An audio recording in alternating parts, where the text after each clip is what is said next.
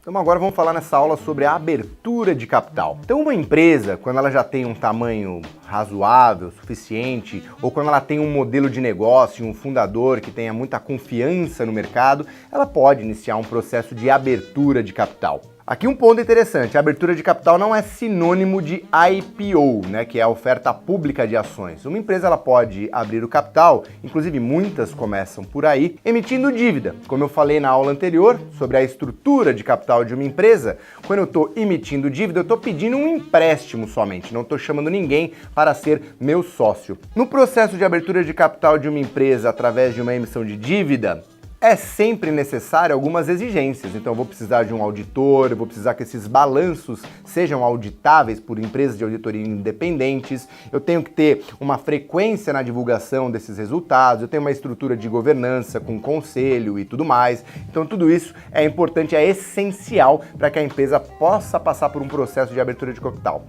Quando eu estou emitindo dívida, geralmente tem um pouco menos de exigência, porque esse tipo de dívida não é o investidor pessoa física geralmente que compra.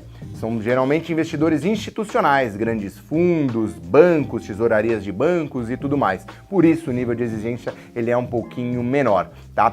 Mas aí o segundo passo, geralmente num processo de abertura de capital, porque tem empresas que só emitem dívida e ficam contentes com isso, não querem ter suas ações negociadas em bolsa. Mas para aquelas que desejam ter as suas ações negociadas em bolsa, elas podem fazer o processo de IPO, né, que é o Initial Public Offering, ou seja, o pedido inicial de ações. Vou emitir as ações ao público e ali eu tô sim convidando pessoas do varejo, que a gente fala, público em geral, para poder comprar as minhas ações. Então ali eu vou ter que dar entrada num prospecto, vou ter que contar qual que é meu modelo de negócio, qual que é a minha história, quem que é o fundador, por que que eu acho que esse negócio vai dar super certo, né? Geralmente você tem uma sondagem com fundos, bancos, para tentar ter uma sensibilidade de qual preço vai ser emitido aquelas ações e depois de todo esse processo concluído, você tem um modelo de leilão que vai precificar as ações e aí em um determinado dia eu tenho o lançamento, que é quando a gente vê, né, os fundadores, os principais diretores daquela empresa lá na B3 ou tocando o sino, né, como a gente vê lá nos Estados Unidos, aquela grande festa é quando geralmente acontecem os IPOs, tá? Aqui um grande ponto importante, como este curso aqui a gente está falando de Value Investing, estamos falando aqui de como analisar uma ação pelo método fundamentalista, o método do Warren Buffett, do Benjamin Graham, geralmente esse tipo de investidor, esse tipo de abordagem não costuma entrar muito em IPO.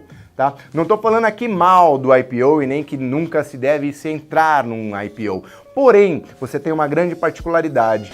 No IPO eu tenho pouco histórico, eu tenho pouco dado. Aquela ação nunca foi transacionada, eu não tenho nenhum gráfico para poder observar, eu tenho poucos balanços, pouca demonstração de resultados, então eu tenho pouco conteúdo para conseguir aqui preparar as análises que esses investidores geralmente utilizam.